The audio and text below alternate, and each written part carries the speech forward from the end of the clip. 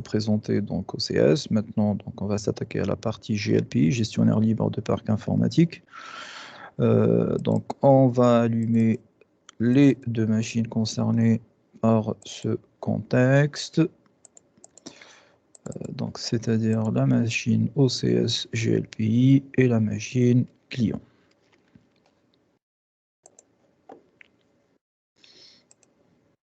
On va améliorer l'affichage.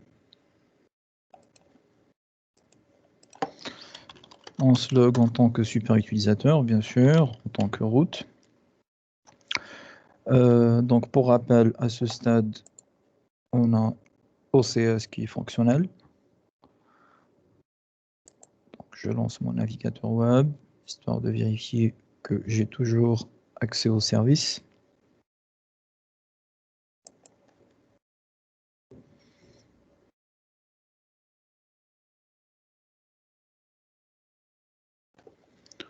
L'adresse IP que j'utilise, c'est 172.20.01.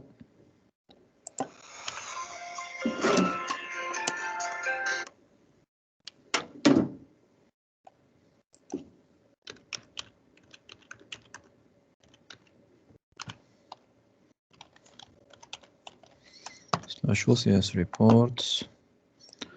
Et on voit bien qu'on est toujours, qu'on a toujours accès, donc pour l'instant, à cette solution OCS GLPI permettant de faire l'inventaire d'un parc informatique, OCS plutôt. Bien. Pour la mise en place de GLPI donc, est un client léger, c'est-à-dire il a besoin d'une base de données aussi pour enregistrer tous les données qui gravitent, qui concernent cette solution. Donc en premier lieu, on va créer une base de données qui est censée accueillir les données de la solution ou du client léger GLPI. Donc pour créer une base de données, on va se connecter à notre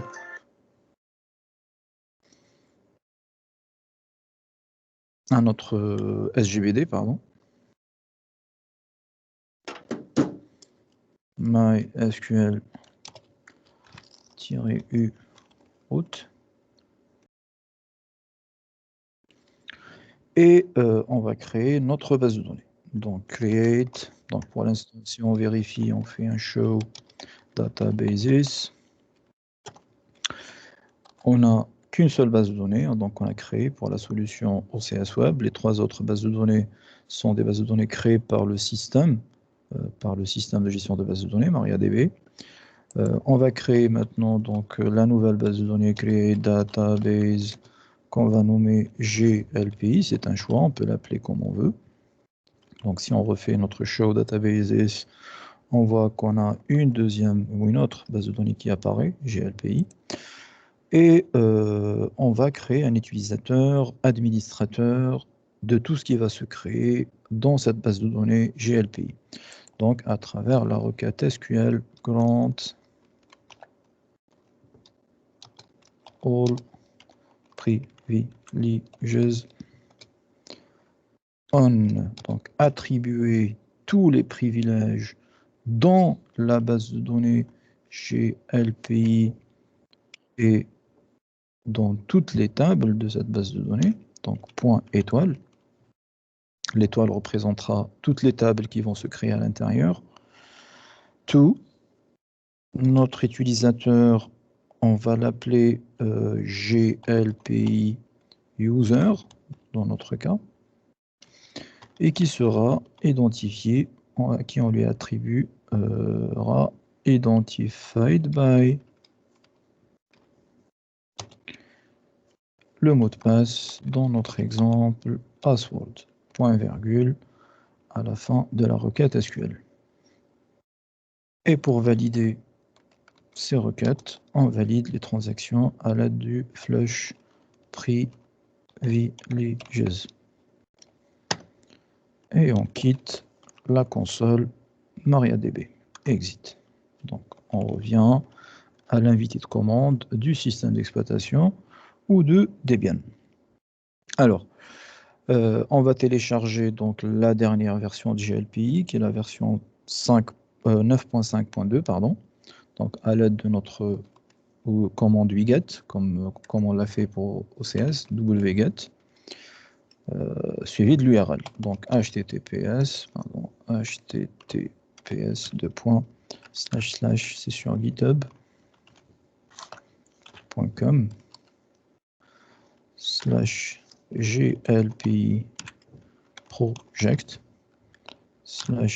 /glpi. Après, pour avoir ce lien, vous pouvez aller sur le site officiel de GLPI et vous faites un clic droit sur la partie téléchargement, copier le lien et vous le collez quelque part, donc pour vérifier que c'est bel et bien ce lien.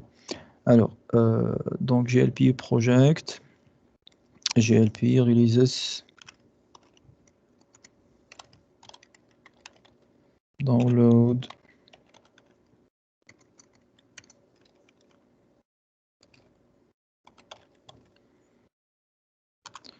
alors 9.5.2 /glpi 9.5.2.tgz. Je refais une relecture rapide. https github.com glpi project glpi releases download 9.5.2.tgz. Donc on voit la progression et le téléchargement. Donc si je vérifie avec ma commande ls-l qui permet d'afficher d'une manière détaillée le contenu du dossier, on voit donc en plus de ce qu'on a téléchargé donc dans la précédente vidéo, ce qu'on a décompressé, qu'on a aussi maintenant un nouveau fichier GLPI 9.5.2 qui apparaît, .tgz. Donc ce fichier, on va le décompresser bien sûr, donc à travers la commande tar, où on va le copier sous le serveur web déjà. Donc on va faire une copie, donc cp, on va copier quoi? On va copier glp et je tabule pour que le système complète. Je copie ça dans le var 3w html. Je vais vous dire pourquoi on le copie ici. Alors, le var 3w html, c'est le document route d'Apache. Cela veut dire quoi? C'est le chemin ou le dossier dans lequel le serveur web Apache va chercher les fichiers quand on le sollicite. C'est-à-dire, si je tape juste dans mon URL l'adresse IP, en réalité, mon serveur web renvoie la page d'accueil d'Apache qui correspond à la page au fichier index.html parce qu'on peut le mettre également ici. Ça ne change pas grand-chose parce que les serveurs web cherchent si ils trouvent un fichier index.html, ils le chargent, ou un PHP, ou un ASP, ou peu importe. Mais le premier fichier recherché, c'est le fichier index. Ils le cherchent où? Ils le cherchent dans le var 3w html.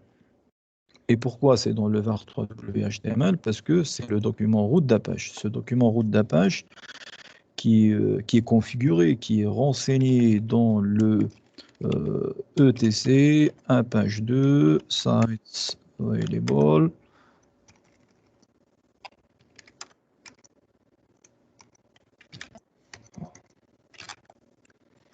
00 default.conf. Si on regarde ici, on a une variable qui s'appelle document route et cette variable pointe sur le var 3w html. C'est-à-dire, c'est grâce à cette ligne que Apache sait qu'il doit aller dans ce dossier pour aller chercher le site internet, on va dire, sollicité par le client. CTRL X. Donc, on vient de déplacer notre fichier compressé dans le document route d'Apache. Donc, on va aller là-bas. On va aller donc dans notre document route, cd /var /3w /html. Pourquoi? Bon, pour vérifier déjà qu'on a bel et bien notre dossier qu'on vient de copier, qu'on voit ici, GLPI. Et on va décompresser ce dernier. Donc, tar xv ZF, avec le mode V, verbose, GLPI, et je tabule, donc 9.5.2.tgz, XV, ZF. Bien, le dossier, le fichier, pardon, se décompresse.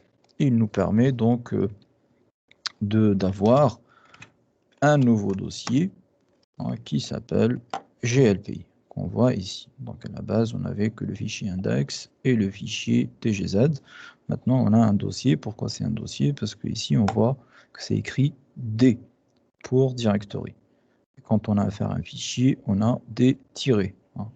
Donc le premier caractère nous indique le type de l'élément affiché ici. Donc on a 3 caractères possibles comme première position. Le D, directory, dossier, répertoire si vous voulez. Le tiret, fichier.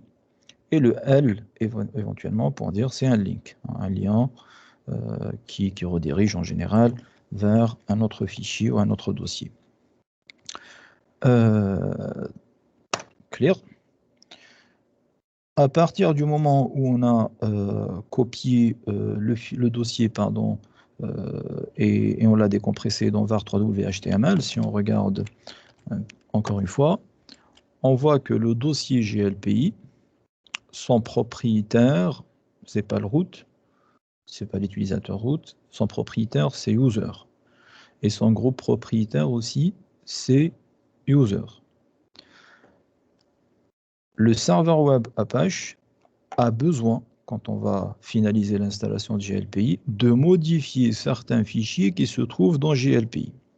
Je répète, le serveur web Apache a besoin de modifier, c'est-à-dire d'écrire dans certains fichiers qui se trouvent dans le dossier GLPI. Je peux vous afficher le contenu du dossier GLPI. Il y a pas mal de fichiers, du CSS, des fichiers PHP, etc. Donc, Apache a besoin de travailler dans ce dossier en modifiant, en ajoutant des éléments dans les fichiers, dans l'index.php par exemple, etc.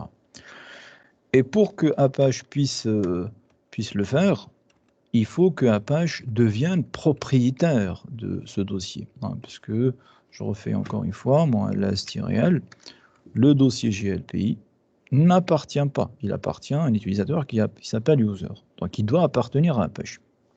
L'utilisateur qui se trouve derrière Apache, parce que chaque processus, chaque service qui est en cours d'exécution et qui a besoin d'accéder à des ressources, est considéré comme un utilisateur par Linux. S'appelle www.data. On abordera à un certain moment la gestion des utilisateurs. Je peux vous afficher le fichier qui contient la liste des utilisateurs système. Donc nano etc passwd. Chaque ligne dans ce fichier est un utilisateur. Le premier utilisateur créé, c'est root. Quelque part, on voit aussi l'utilisateur user que j'avais créé au moment de l'installation. Mais on a d'autres utilisateurs qu'on n'a pas créés, mais ils se sont créés grâce ou à l'aide de l'installation de certains paquets et l'utilisation de certains processus. Un des utilisateurs qu'on voit ici, c'est le 3W-Data. Et cet utilisateur correspond au processus ou au service Apache. Donc c'est la raison pour laquelle, là on va sortir, on ne va rien changer. On doit changer le propriétaire et le groupe propriétaire de ce dossier en Apache. D'accord? C'est-à-dire 3W-Data. C'est la raison pour laquelle on va utiliser la commande shown, qui veut dire change owner, changer le propriétaire de GLPI, mais on va le changer en utilisateur 3W-data. Ça, c'est pour dire l'utilisateur. Et pour renseigner le groupe, on met double point, 3W encore data. Cela veut dire qu'on demande de changer ces deux paramètres qu'on voit ici, l'utilisateur, ainsi que le groupe propriétaire. Donc ça, c'est le propriétaire. Ça, c'est le groupe propriétaire. Le groupe propriétaire, c'est le groupe auquel appartient l'utilisateur propriétaire et dans lequel il peut y avoir d'autres utilisateurs. Donc show 3W-data, 3W-data, mais on aimerait bien faire un changement de propriétaire et de groupe propriétaire d'une manière récursive. Cela veut dire quoi? Qu'on change tout le dossier. S'il y a des sous-dossiers, on applique aussi ce changement. S'il y a des sous-sous-dossiers, on applique ces changements, etc. C'est ce qu'on appelle une application récursive d'une commande. Donc, changer d'une manière récursive, c'est-à-dire toute l'arborescence qui se trouve sous GLPI. Pas de nouvelles bonnes nouvelles. ls-l, maintenant, on voit que bon, le propriétaire et le groupe propriétaire du dossier GLPI est devenu donc notre serveur web. C'est Apache qui est le propriétaire de ce GLPI. Et même si on fait un ls-l du dossier GLPI pour voir son contenu, tous ces éléments, que ce soit des dossiers, des fichiers, maintenant le propriétaire et le groupe propriétaire sont Apache. Bien, on va installer en plus de ça quelques paquets. Donc un petit apt install php ldap nous permettra après de faire une liaison entre cette solution GLPI et donc un contrôleur de domaine dans lequel il y a ldap. On abordera un autre volet concernant cette partie. PHP IMAP, PHP XML RCP, donc PHP AppSu, PHPK et PHP IntL. C'est un L. Donc je me relis un petit peu. De toute façon, si on a fait une erreur, le système va nous dire non, je ne me trouve pas le paquet. Il va falloir que tu me changes ou tu l'enlèves. Alors, comme ici, par exemple, XML RPC. C'est pas RCP, RPC. On valide par entrée, comme on aurait pu mettre un -s. Bien, je redémarre mon service Apache, comme ça il prend en considération les nouvelles librairies installées, nouveau paquet aussi installé, service donc Apache de restart.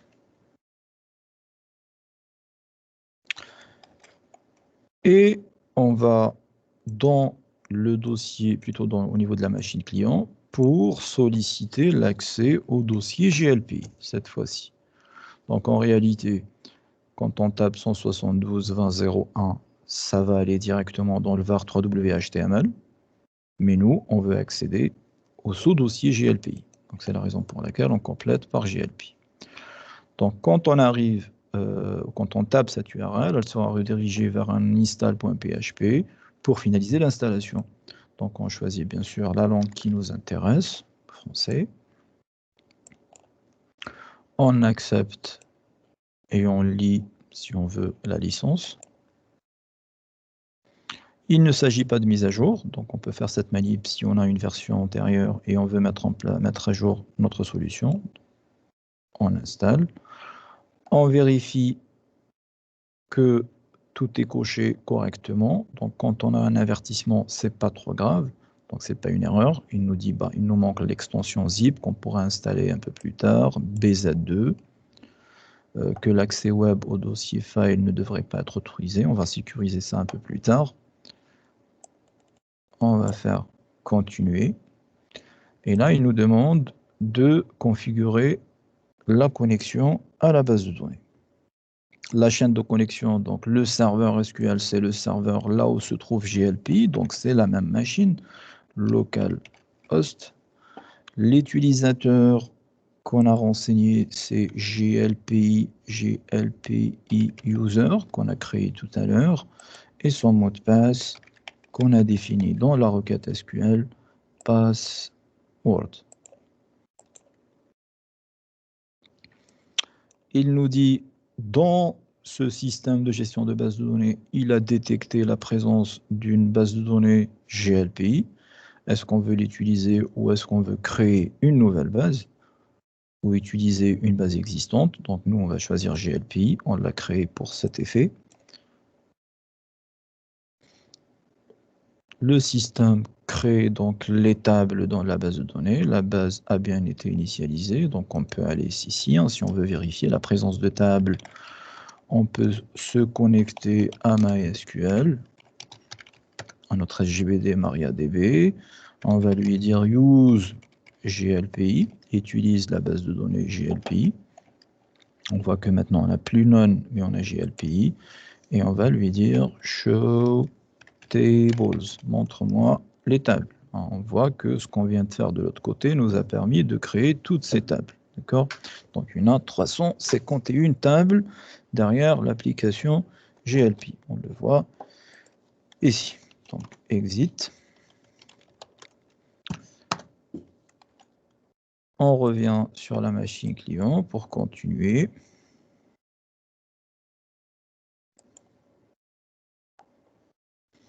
On peut laisser l'envoi des statistiques comme on peut le décocher, hein, c'est juste pour la mise en place des stats au niveau de GLPI. Continuer, utiliser GLPI. Et pour s'authentifier à l'interface d'administration, c'est GLPI et le mot de passe GLPI. Bien. On atterrit sur cette interface avec quelques alertes de sécurité qu'on va gérer. Donc, on a deux alertes de sécurité. La première ou la deuxième concernant donc le fichier install.php qu'il va falloir enlever ou renommer. Parce que si quelqu'un le lance encore depuis le navigateur, il va réinitialiser donc l'application, il va réinstaller l'application. Donc, c'est ce qui peut être dangereux en entreprise. Donc, on va déplacer ça déjà. Donc, on va faire la commande move, comme on l'avait fait pour OCS. Le fichier qui se trouve dans var www.html glpi install.php. Ce fichier, on va le déplacer dans le même endroit. www.html glpi install, et on va l'appeler install.hold, qui ne sera pas possible de l'exécuter depuis un navigateur. Ce n'est pas du PHP cette fois-ci. .hold. On revient ici, j'actualise mon affichage. Et donc, on voit que la deuxième alerte de sécurité a disparu.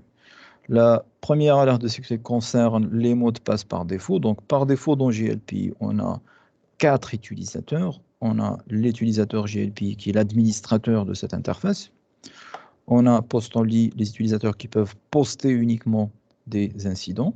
On a des techniciens qui peuvent consulter. Donc, on a 4 utilisateurs et un utilisateur normal. Donc, bien sûr, tous les salariés de l'entreprise, à un certain moment, vont avoir un compte pour pouvoir, en fonction de leur fonction, soit déclarer des incidents, soit résoudre, soit consulter, soit affecter, soit clôturer, etc. Donc, il nous demande de changer les mots de passe des utilisateurs pour enlever cette alerte. On va aller sur le premier utilisateur, on ne va rien changer à part modifier le mot de passe dans la zone mot de passe. Hein. Donc, on va définir un mot de passe. Hein, donc,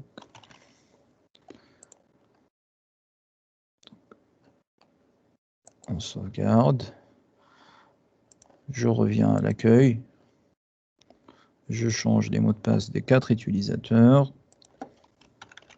Partez sur des mots de passe simples. On n'est pas en production.